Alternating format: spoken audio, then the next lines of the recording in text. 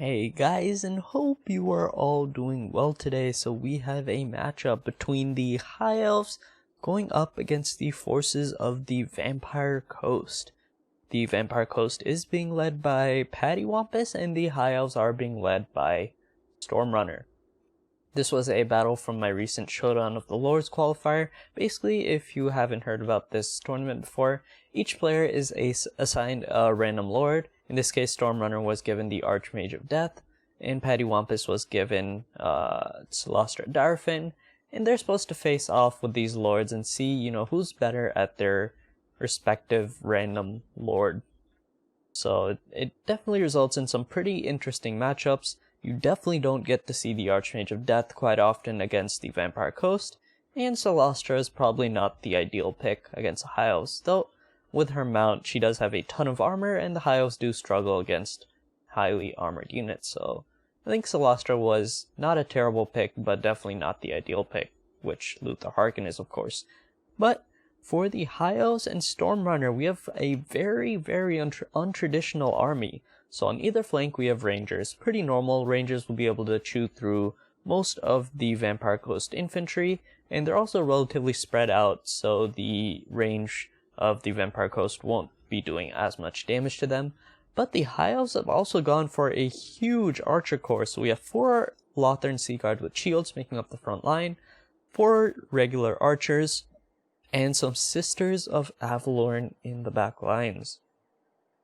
So gone with a very minimal front line, only Rangers, but a huge archer corps, and it's relatively interesting against the coast. It's really dangerous if they bring mortars, since mortars will make quick work against the tightly grouped archer formations, but it's definitely going to be quite powerful against this type of army. I'll go into the Vampire Coast army real soon, but the High Elves also have 2 Eagleclaw Bolt Throwers, an Archmage of Death, which I already mentioned, on Chariot coming with Spirit Leech, and a Mage of Metal also on Chariot coming in with Searing Doom and Plague of Rust.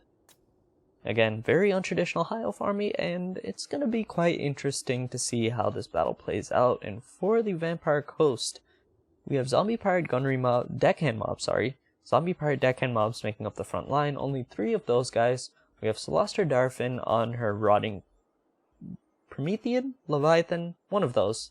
The big crab ones. We have 4 units of Zombie Pirate Gunnery mobs with handguns who will trade relatively... Oh wait, we have 5 of them actually.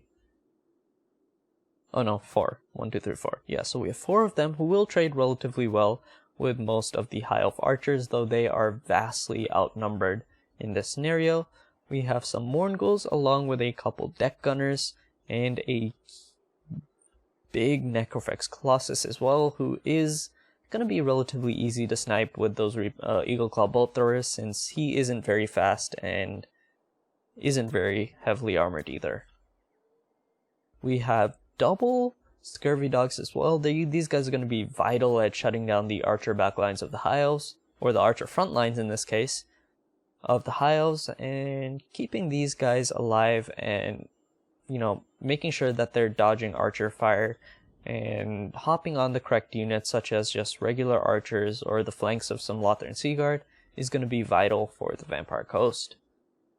And yeah, that seems to be mostly it for Pattywampus' army. I forgot to mention on either flank actually, there are Lyran Reavers for the High Elves that will be pushing in and potentially posing some danger to those handguns in the back lines, though there are some polearms on either flank to screen them out. With that, let's get this battle started. So initially, Celestra pushes way ahead of her army. Normally this won't be too much of a problem against the High Elf, since so much armor, her 140 armor would make her practically invulnerable to missile fire, but a upgraded Plague of Rust does come down on her, and the immense archer fire for the High Elf starts, and she does lose quite a bit of HP. She's about at 4,700 HP, so definitely not the biggest loss for the Vampire Coast, but that is definitely a bit of a mistake. At this point, the Coast really needs to push up, since they are just going to get decimated by the High Elf archer lines. The Necrofex Colossus is probably going to get sniped down by the Eagleclaw Bolt Throwers, and these Zombie Pirate Gunnery mobs, though they trade relatively effectively one-on-one with archers, won't trade so well with, 8 units of archers going down on them. We have a Vangeist Revenge coming down. Looks really cool, but unfortunately didn't do much damage to the Lothern Seaguard. Its animation takes forever, and so it doesn't do the most damage.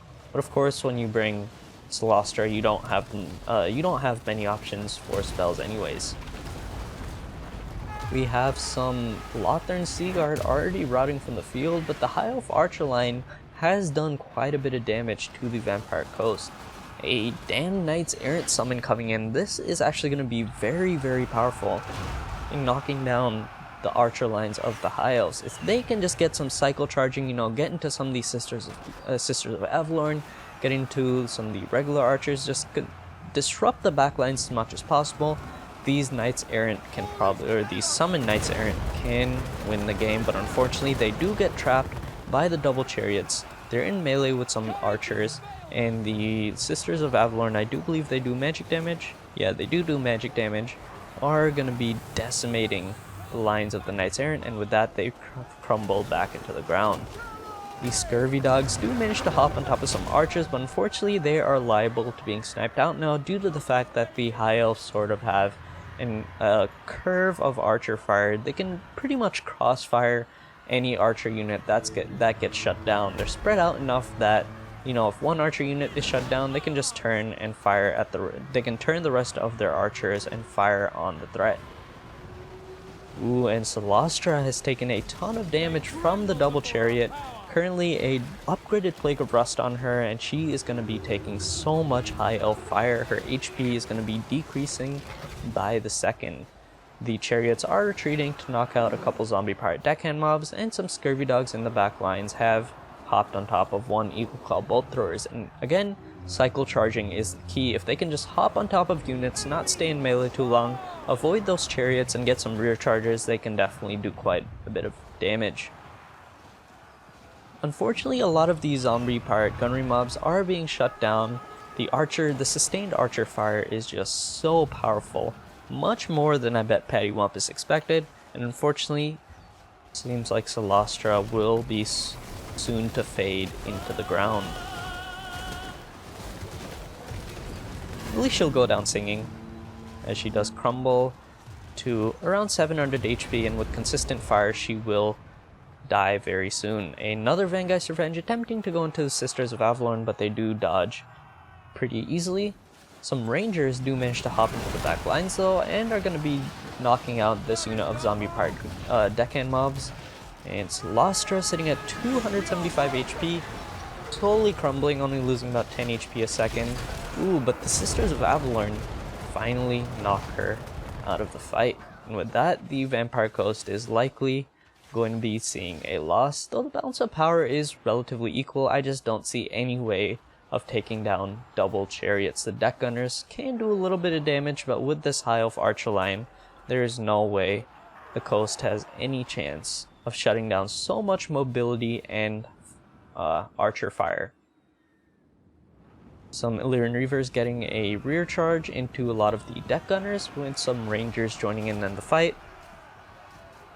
And with that, the final big engagement, I'd say Mourngulls are probably the biggest threat for the Vampire Coast currently. They have charged into the double chariot, but unfortunately those Sisters of Avalorn are going to make quick work of them, and army losses is probably going to be soon to set. What is up with this balance of power? I would say this is way more favored than the balance of power makes it look, but I guess not. Well, now it turns, yeah, as the Mourngulls do fade, but those chariots, I think they weren't rated as high on the balance of power as I would have expected, but they're definitely way too much for the rest of the Vampire Coast army to deal with. And looking like army losses is going to be setting in very soon, and with that, the Vampire Coast army does crumble into the ground, and this very abnormal, unusual High Elf army does triumph in the end.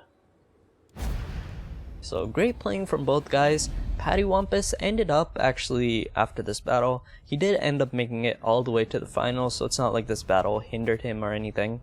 but it's definitely not something that he expected, and seems like his army was kind of ill-suited to deal with the High Elf forces, or this High Elf force in particular.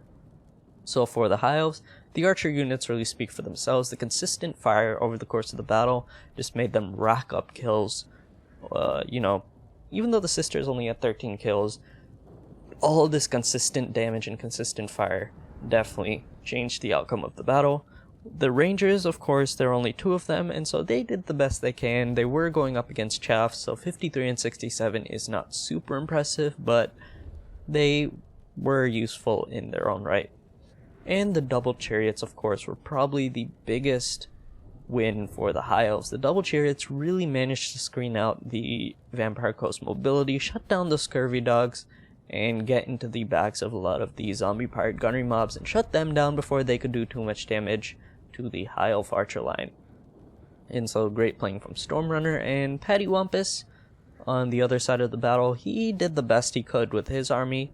I think one big thing was overextending Celastra. With 140 armor, she is definitely a tank and can absorb a ton of archer fire, but unfortunately when you push her up ahead of your army, she is liable to get Plague of Rusted, which she did, and then just take consistent focus fire, which will eventually knock her out of the fight no matter how much armor she ends up having. Anyways, I hope you guys enjoyed this battle. Remember to like and subscribe if you enjoy the content, and I will see you guys in the next one.